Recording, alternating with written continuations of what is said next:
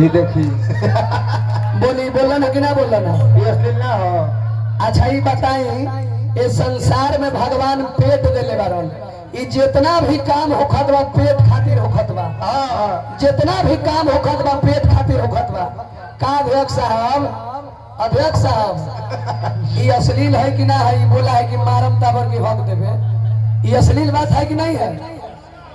ये दुर्गा माई तर बैठल बड़ा तू ये बोला है का कि गरम पानी का पी रहा है हई पी ले ते हमारा के काहला पिए ते तोरा के जौन तोर बाबू जन्म देले बड़े नु वही बाप के ते मूत के पियाओ चापा कल के पानी मत पिए है। आ गाया में अपना बाबू के मत ले जाइए।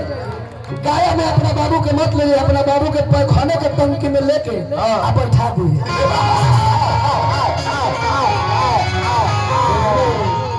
दोनों लोग सब बात के जवाब दे।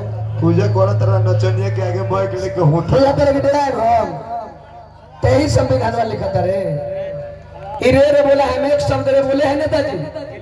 एक कमेटी का लोग कोई भी अभी आप हमको मने कर रहे हैं उस समय क्यों नहीं अपन की इसको रे बोला है रे तू भी कमलबास का चेला है और मैं भी कमलबास का चेला हूँ।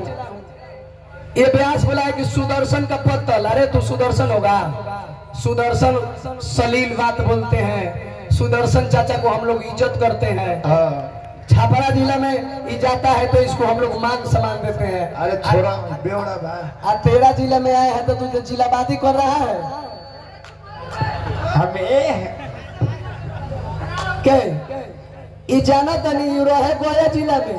गया जिला के लोग ये चलते माननीय अभिषेक बाबू घरिया डीएम साहब आ रहे अभिषेक सिन्हा जी थोड़ा भी मालूम नहीं होता जननी अब वो भैया जज रानी श्याम किशोर शर्मा जी हाई कोर्ट के चीफ जस्टिस तो एक के का कहलस लोग गया जिला से छाट के आगे के अरवल जिला बना देलस लोग चल जाते अरवल जिला में ते दोगला रह के गया में क्या करबे दोगला ये नहीं करबे।